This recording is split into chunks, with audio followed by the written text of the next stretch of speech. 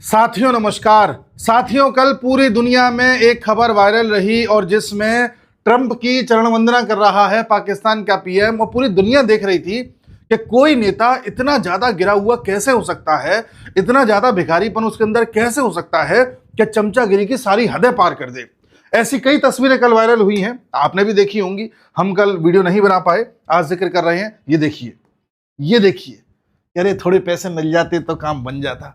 Trump एक ऐसा व्यक्ति जिसे सिर्फ अपनी तारीफ सुनना पसंद है, और पाकिस्तान के ये जो जितने भी नेता हैं, इनका काम है सिर्फ चरण वंदना करना। जो इनको रोटी का टुकड़ा डाल दे उसके आगे जीभ हिलाते हुए पहुंच जाना। इस तरह की साफ साफ नजारे पूरी दुनिया ने कल देखे, और ये सारी चीजें मिलोनी लाइव देख रही थी, तो वो भी हंस रही थी हाथ रख करके कि बताइए किसी चीज की हद होती है। पूरा मामला क्या है, पाकिस्तान में क्या चल रहा है, और भारत ने कल एक ऐसा मास्टर स्ट्रोक खेला है जिस पर ज्यादा ध्यान नहीं गया किसी का, लेकिन घटना बहुत बड़ी हो गई है। इन सभी चीजों पर चर्चा करते हैं। आइए देखिए, सबसे पहले तो यह पता होना चाहिए हम सबको कि अभी भी अफगानिस्तान की फोर्सेस रुकने का नाम नहीं ले रही हैं, लगातार पाकिस्तानियों को सूत रही हैं। पाकिस्तान के कई सारे सैनिक ऐसे हैं जो इस समय तालिबानियों के पास बंदी बने बैठे हैं। तालिबानी इनकी पैंटों को डंडे पर लटका करके वीडियो बना रहे हैं, कहीं कहीं इनके मुंह पर पट्टी बांध करके, आंखों में पट्टी बांध करके वीडियो बना रहे हैं। यानी कि तालिबानियों ने पाकिस्तानी फौज का पूरी तरह से मजाक बना रखा है। पाकिस्तान ने हर तरह से अफगानिस्तान के साथ संबंधों को खत्म कर दिया है, सस्पेंड कर दिया है कि भाई हम कोई डिप्लोमेटिक संबंध अभी नहीं रखेंगे, कोई आदान प्रदान नहीं होगा, किसी तरह का कोई वैसा व्यवहार नहीं रहेगा जैसे पहले रहता था, क्योंकि तालिबान मानने को तैयार नहीं है। अगली खबर यह भी है कि तालिबान ने मना कर दिया है कि हम किसी तरह का कोई सीज फायर नहीं करेंगे, किसी तरह का कोई युद्ध विराम नहीं करेंगे।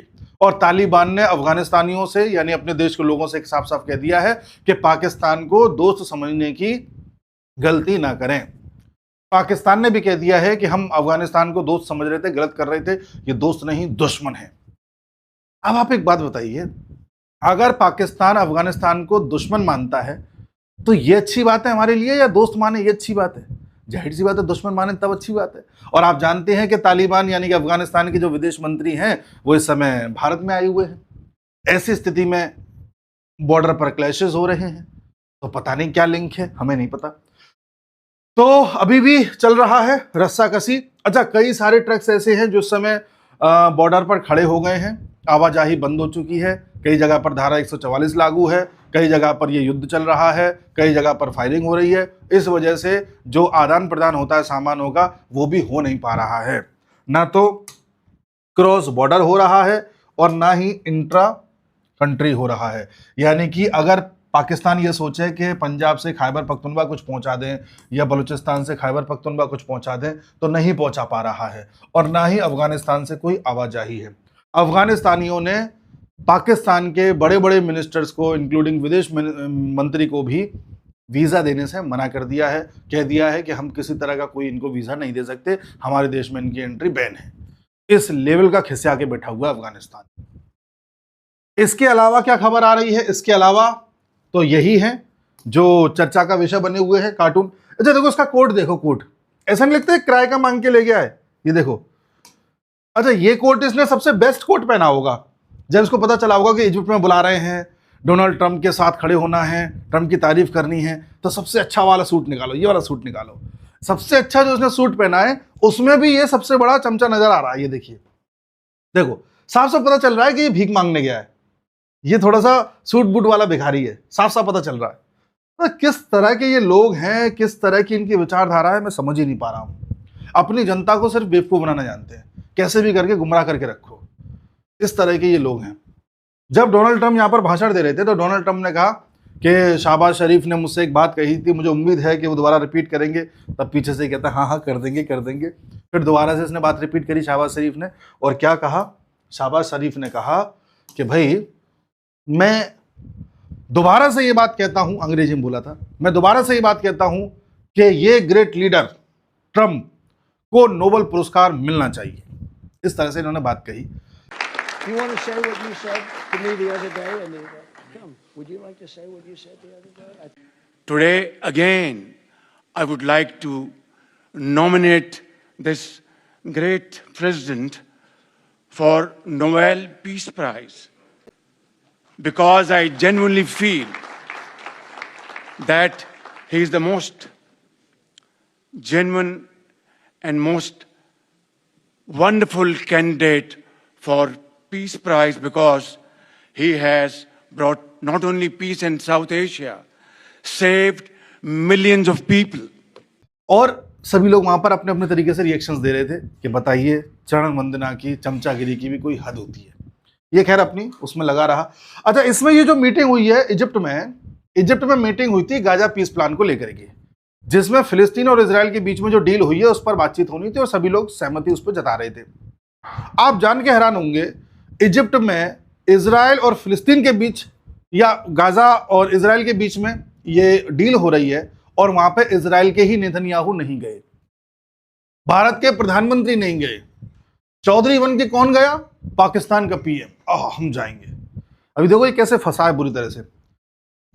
भारत के प्रधानमंत्री इसलिए नहीं गए क्योंकि प्रधानमंत्री जानते हैं कि डोनाल्ड ट्रंप किस तरह की हरकतें करते हैं वहां पे, वो बच रहे हैं किसी भी ऐसे मौके से। और दूसरी बात, नेतन्याहू इसलिए नहीं गए क्योंकि इजिप्ट के साथ उनका पंगा चल रहा है, तो उसकी धरती पर जाना उनको नहीं जमता है। पाकिस्तान का ये चला गया, शहबाज शरीफ चला गया है। अब पाकिस्तान का प्रधानमंत्री गाजा पीस डील में जा रहा है। इसका मतलब ये है कि दो देशों के बीच में पीस डील हुई है, उसको एक तरीके से उसमें शामिल होने जा रहा है, एक तरीके से उसका गवाह बनने जा रहा है। तो जब दो देशों का बनने जा रहा है तो इसका मतलब पाकिस्तान का प्रधानमंत्री ये मानता है कि इजराइल भी एक देश है।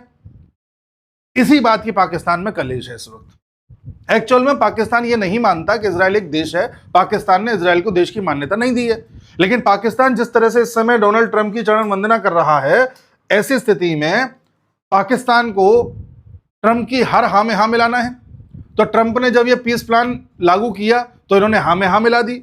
बाद में पाकिस्तान में कलेश होने लग गई क्योंकि पाकिस्तान में एक ग्रुप है जो मैंने आपको पहले भी बताया है, टीएलपी, ठीक है, तहरीक-ए-लब्बैक पाकिस्तान। ये ग्रुप ये चाहता है कि गाजा पर पाकिस्तान का रुख वही रहे जो पहले था।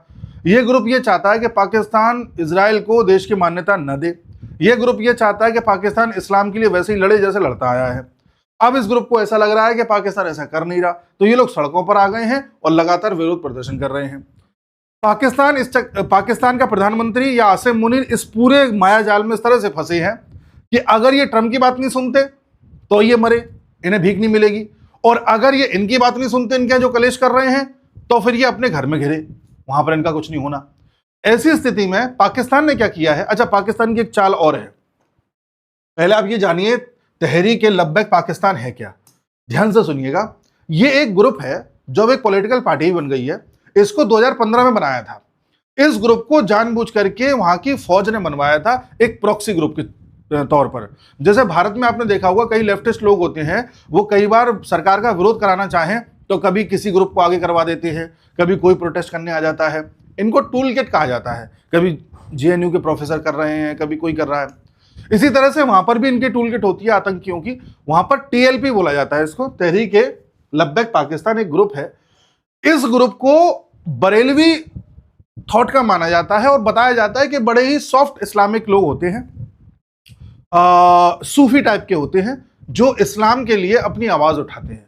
लेकिन जो जितना सॉफ्ट इन्हें बताया जाता है, ये सॉफ्ट है नहीं। इन्होंने जब भी आवाज उठाई है हमेशा बंदूक और गोली के साथ उठाई है। 2015 में इनको बनाया गया।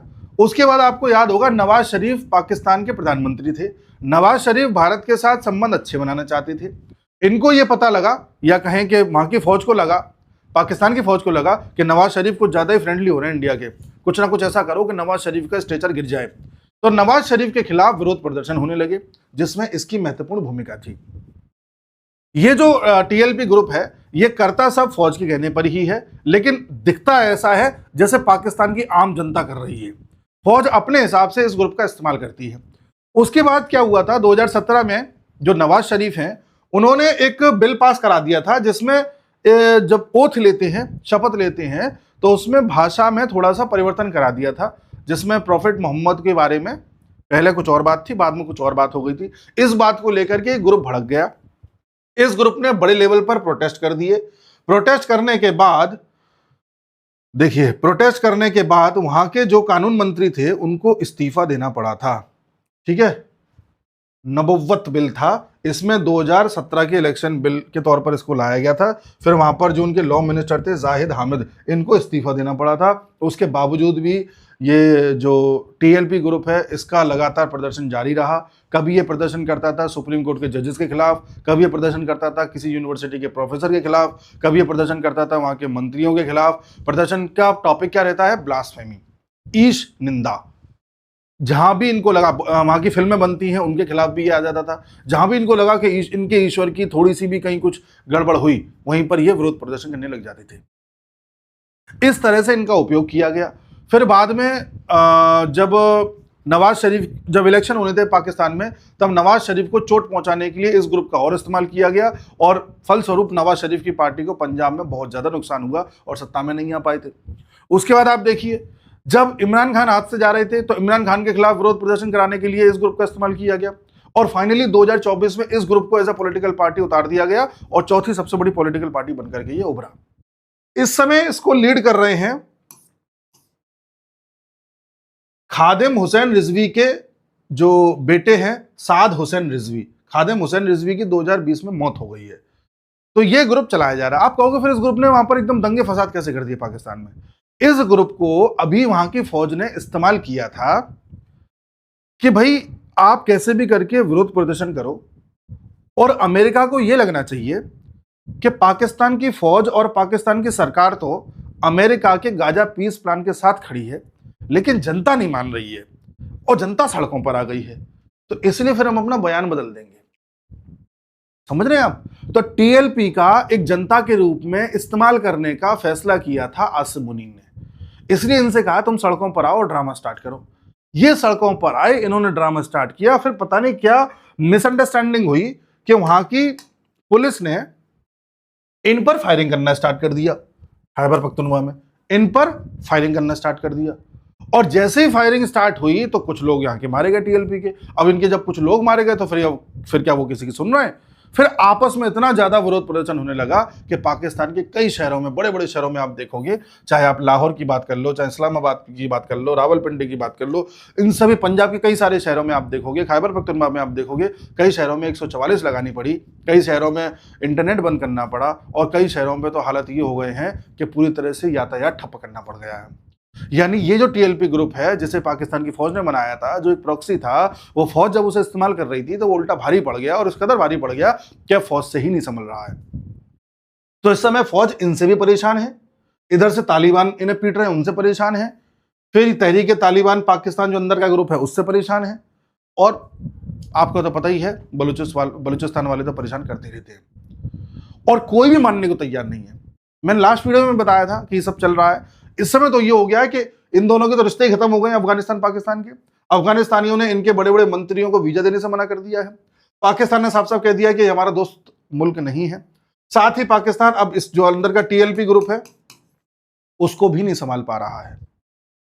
यह पाकिस्तान की अंदरूनी स्थिति है, यानी गृह युद्ध की तरफ जा रहा है। इसको आप हल्के में ना लें। तो यह पाकिस्तान की स्थिति है। अगली खबर यह है साहब, ये जनाब देख रहे हैं आप, ये जनाब भारत आए हुए हैं और भारत में मंगोलिया के इन राष्ट्रपति के साथ बातचीत चल रही है। कल बातचीत खूब हुई है। Mongolian president Khurelsukh उखना Hyderabad house में थे और यहां पर आकर के भारत और मंगोलिया के टाइज को अच्छा करने के लिए अलग अलग तरह के एग्रीमेंट करके गए हैं।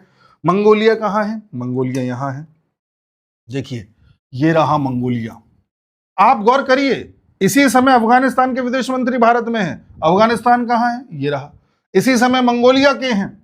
यानी कि आप क्या देख रहे हैं, भारत अपने इन दो पड़ोसियों को साधने के लिए इनके भी पड़ोसियों का सहारा ले रहा है।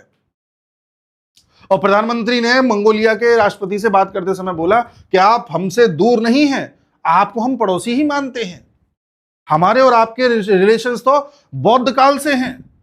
बुद्धिज्म हम दोनों को सांस्कृतिक तौर पर जोड़ता है और न जाने कितनी अच्छी अच्छी बात है। मिलिट्री टाइज भी करे हैं, हम इनको ड्रोन्स देंगे। यानी कि भारत एक नई स्ट्रेटेजी क्या अपना रहा है कि जो नोटोरियस आपके पड़ोसी हैं इनको साधने के लिए इनके पड़ोसियों से दोस्ती कर लो, ये अपने आप उलझे रहेंगे। कुछ लोग कहते हैं कि चाइना पाकिस्तान को इंटेलिजेंस दे रहा है, चाइना पाकिस्तान को हथियार दे रहा है, चाइना पाकिस्तान की मदद कर रहा है, वीटो लगा देता है। भाई हम भी तो कर रहे हैं, हमने वही काम स्टार्ट कर दिया। हम वियतनाम को दे रहे हैं ब्रह्मोस, हम फिलीपींस को दे रहे हैं ब्रह्मोस, इंडोनेशिया से हमारी बात चल रही है, फिलीपींस के एक पोर्ट पर अडानी अपना निर्माण कार्य कर रहे हैं। भारत मलेशिया से संबंध बना रहा है, ब्रुनेई से बना रहा है, उसके साथ ही भारत जापान के साथ और नजदीकी बढ़ा रहा है, अब मंगोलिया में पहुंच गया है। तो हम भी तो चारों तरफ से घेर रहे हैं। तो जियोपॉलिटिक्स में ऐसे ही होता है, समझ रहे हैं आप बात को। तो हम लोगों की थिंकिंग ऐसी कर दी गई है, हमको ऐसा बता दिया गया है कि भाई केवल घेरा तो इंडिया को ही जाता है, इंडिया किसी को नहीं घेर सकता। भाई हम भी घेर रहे हैं, ठीक है, कर चाइना जितना कर सकता है। तो ऐसे कर, इससे कहते हैं बैलेंस ऑफ पावर। ये होता है शक्ति संतुलन, तब जाके पूरी दुनिया में शांति रहती है। किसी एक को हावी होने का मौका दोगे तो नहीं शांति रहेगी। तो क्या क्या बातें हुई हैं ये भी मैं आपको बता देता हूं। कई ऐसे 10 एग्रीमेंट अलग अलग क्षेत्रों में हुए हैं, जिसमें इंटरनेशनल सोलर अलायंस को लेकर के बात हुई है। दोनों देशों ने, हमने और मंगोलिया ने, मेमोरेंडम ऑफ अंडरस्टैंडिंग साइन किए हैं लद्दाख ऑटोनोमस हिल डेवलपमेंट काउंसिल और मंगोलिया के अरखांगाई प्रोविंस के बीच में। उनके प्रोविंस और हमारी लद्दाख के बीच में एक डेवलपमेंटल सेटअप आगे बढ़ेगा। लद्दाख में अब जानिए क्या हो रहा था, लद्दाखियों को कैसे लोग पसंद आएंगे, जो खुद बौद्ध होंगे। वो क्या चाह रहे हैं, जो ये सोनम वांगचुक के चाइनीज लोगों के साथ संपर्क हो जाए। तुम चाइनीज नहीं, मंगोलियन से लो, करो जो करना है। इसके साथ ही आप देखोगे तो उनके, देखिए, usages of drone to strengthen security and wants more support in terms of training from India. Bharat से ड्रोन ट्रेनिंग, तमाम तरह की मिलिट्री सॉफ्टवेयर हार्डवेयर की हम उनको ट्रेनिंग देंगे। उसके साथ ही हम वहां पर लगभग 1.7 बिलियन डॉलर के लाइन ऑफ क्रेडिट के साथ ऑयल रिफाइनरी प्रोजेक्ट लगवाएंगे, वहां पर काम चलेगा। साथ ही मोदी जी ने वही बात को दोहराया कि हमारा और मंगोलियंस का बौद्ध काल से रिश्ता रहा है, बुद्धिज्म कॉमन है, हमारे सिर्फ डिप्लोमेटिक रिलेशंस नहीं हैं, हमारे कल्चरल एंगेजमेंट्स भी हैं, वो सारी बातें भी करी हैं। ठीक है, तो ले दे करके हमने इनको कैसे भी करके बताने की कोशिश करी है कि हम तुम्हारे ज़्यादा नज़दीकी हैं। जब हमारे यहाँ नालंदा विश्वविद्यालय अपनी चरम सीमा पे था, तब हम और आप मिल करके एक दूसरे के साथ ज्ञान साझा करते थे। हम उस चीज़ को दोबारा करना चाहते हैं, इस तरह की हमने बात करी है उनसे। और साथ ही ये भी कहा है कि आने वाले समय में हम अपनी जो डिप्लोमेटिक ऑफिसेज हैं उनको वहाँ पर बढ़ाएंगे, स्टाफ बढ़ाएंगे, टाइज बढ़ाएंगे, सेक्टर्स बढ़ाएंगे। चाइना के लिए यही काफ़ी है। आप मंगोलियन राष्ट्रपति से मिल रहे हो, चाइना इसी से भड़क जाएगा। भड़क क्या जाएगा, वो समझ रहा है कि भारत अपनी पूरी दमखम दिखा रहा है। मैं ये सोचूं कि भारत को अकेले दम पर डरा लूंगा या कुछ एग्रेशन दिखा दूंगा, तो ऐसा नहीं है। भारत उल्टा पलट के पड़ेगा।